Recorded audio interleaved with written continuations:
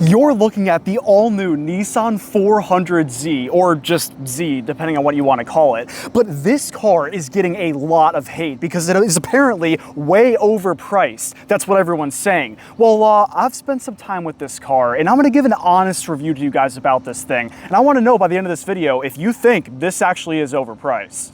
Well, one thing we do know for sure is that when these cars first hit the market, they undoubtedly absolutely were overpriced. If you go to shop for a new Nissan 400Z, you will see almost all of them are selling for under MSRP because dealerships cannot find buyers for this car, asking over $50,000 for this thing.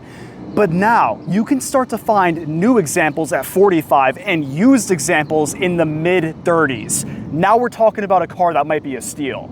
Now, one of the things I am really looking forward to covering in this video is comparing this to all of the competition. Guys, if you have a $45,000 car budget, you can throw cars in there like the C7 Corvette, a C6 Z06, a new Mustang GT, a BMW M240i. There is a lot of great stuff under 50 grand, and I want to know, does this thing actually belong on that list? But first, we need to cover how this car looks. First and foremost, this is a very, very flashy color, arguably the flashiest that they offer. Let me know what you guys think about this paint color. But the front end here, when I first saw this, I thought it looked a bit like a Subaru BRZ. To me, there's nothing too crazy or flashy that stands out design-wise. It's really just the paint that does it for me. The kind of square grille is a little bit weird. The headlights do look really, really nice on this thing, but I do respect the simplistic design of this car. Yeah, it's definitely not one you get if you're looking for a bunch of vents and flashy stuff all over. On the bright side though, look at all of the cars that are throwing fake vents everywhere just to make the car look a bit newer or cooler.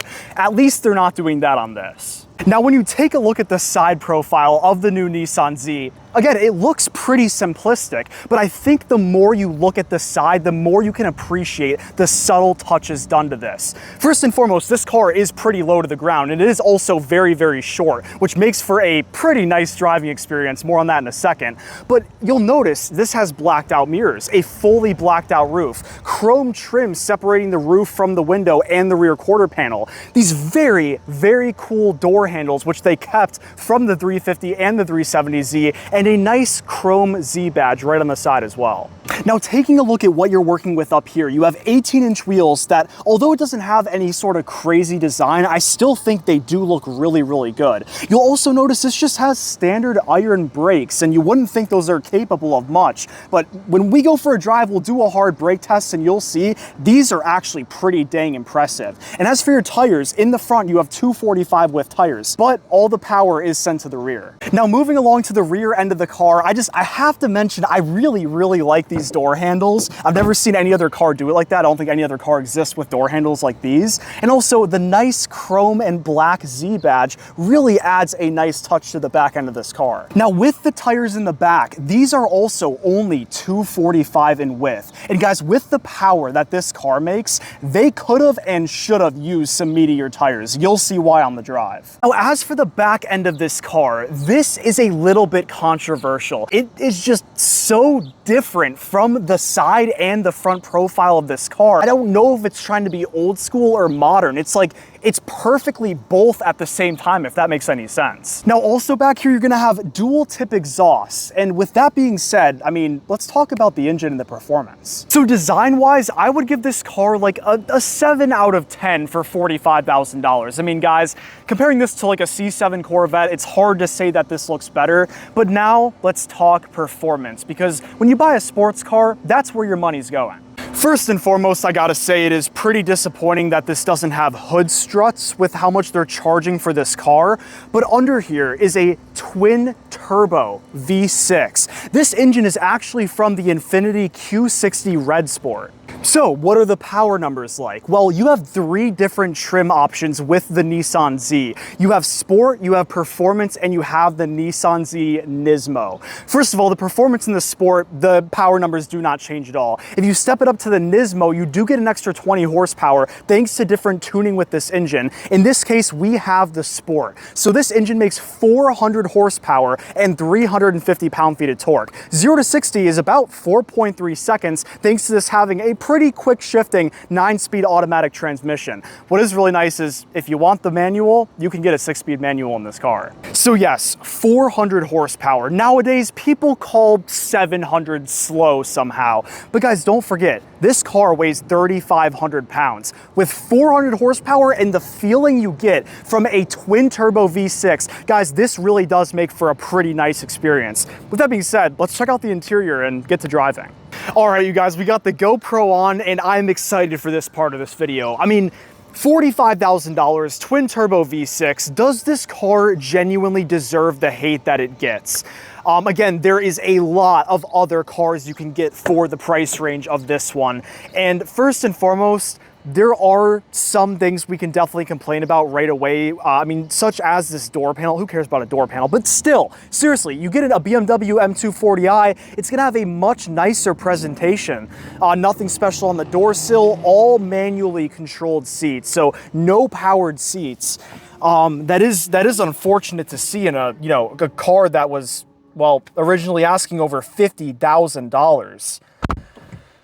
But then you sit in here, and there are some cool touches. For example, you get your boost gauge. You actually get your turbo speed RPM gauge in the center there. You have your battery voltage as well, and I love how those gauges are just facing you as the driver. It gives a very cool feeling in this interior. And let's go ahead and start it up. Weird placement for the start-stop button.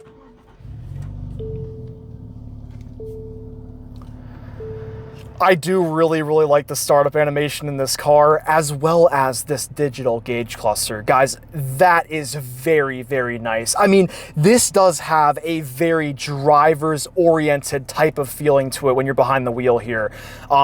I mean, how many gauges do we have? We have 7 gauges in front of us, with this side gauge being configurable. So if you want to look at different stuff, you can.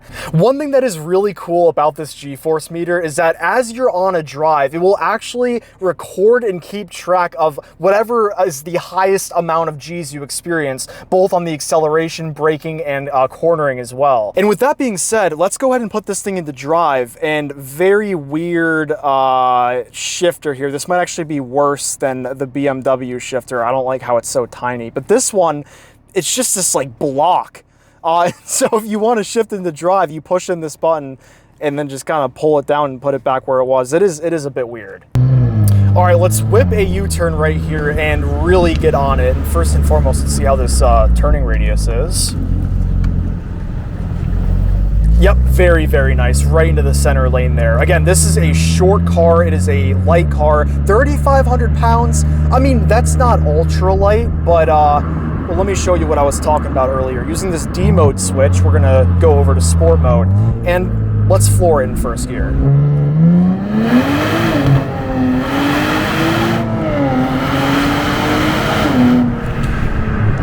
This thing is quick and it is very squirmy, guys. That, the 245 width tires in the back it is not enough to handle the power this car has. It makes it fun because it makes it a bit more engaging and scary, and you have to really control the car. But at the same time, sometimes you just want to grip. All right, let's throw this over into manual mode by just pulling it down again. I like manual mode in this thing and using the paddle shifters due to the fact that you can really take advantage of the setup here, the 2 turbos with the V6 by holding it at around 3,500, 4,000 RPM. I mean, let's stop on it at 30 miles an hour and take a look at how quickly that climbs.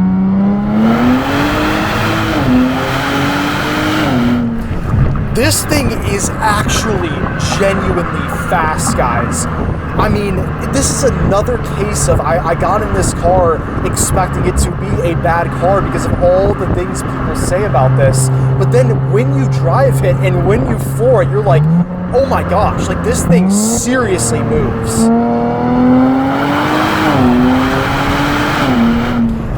Wow.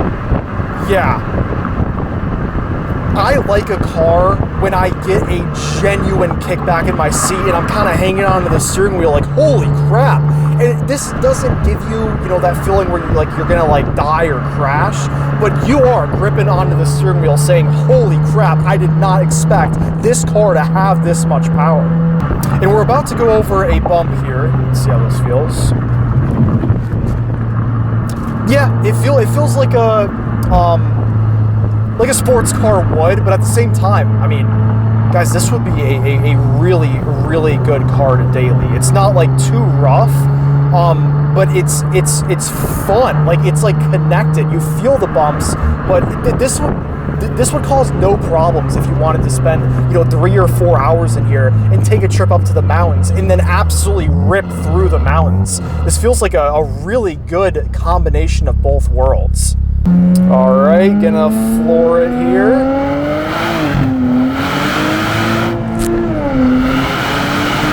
Oh my gosh, a little bit of a late shift there, but I really like how the power comes on in this car. Man, this is seriously a lot more fun and a lot better than I was expecting it to be. Oh my gosh! And let's get on the brakes and see how those feel. Oh, gonna happen. Guys, this is a really good performance car. Wow.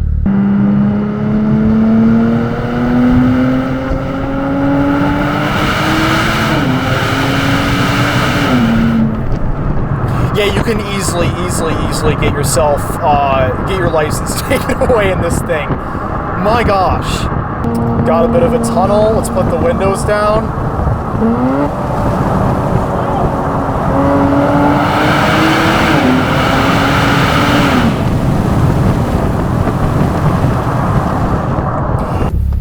All right, let's whip around here and get on it again. Oh my gosh.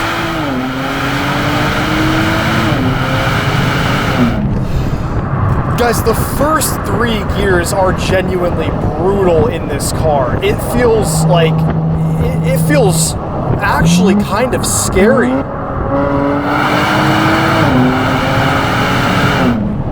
Now, the real question is, how does this compare to the competition?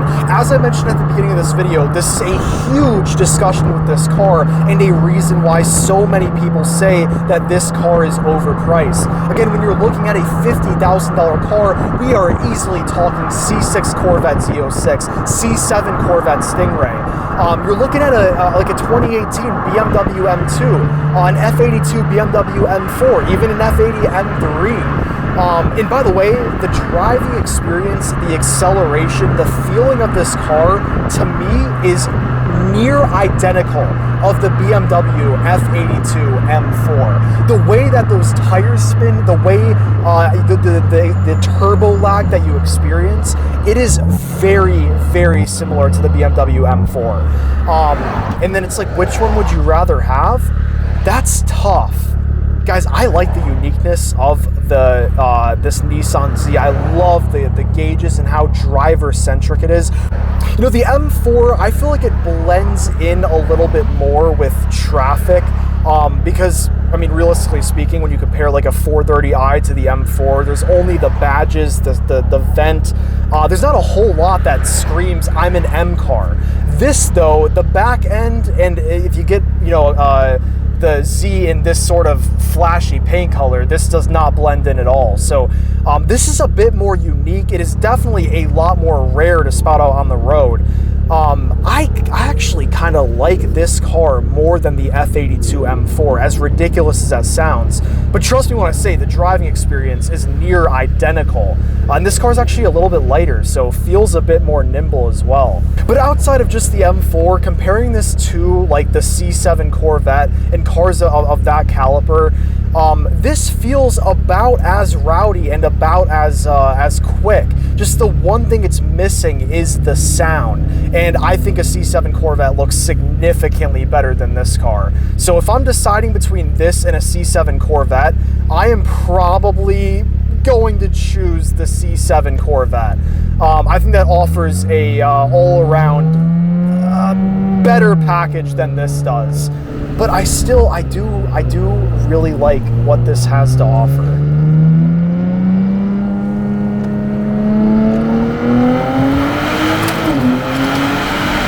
I mean, my gosh, guys, doing that, my stuff's flying back. I am actually like sinking back into my seat from how hard this car pulls. All in all, guys, I can see why this car gets the hate that it does, but I think it gets a bit too much hate. This thing can get rowdy. This thing really does feel fast. It is very practical. I mean, look at the trunk space. The interior, yeah, it is lacking a lot for the price they're asking for with this car. The exterior, well, we can't even, it doesn't unlock unless we turn it off. The exterior it's plain, but again, the simplicity is a cool part of this car. I would love to hear what you guys think about this thing. And I mean, if you're spending 45, 50 grand on a new car, would you look at this? Would this even be in your top 5 list? Love to hear what you guys have to say about this thing. And if you own one, please drop your thoughts in the comments as well. I'd love to hear what you say about this. Other than that, guys, though, appreciate y'all, love y'all, and see you very, very soon in the next video. Peace out.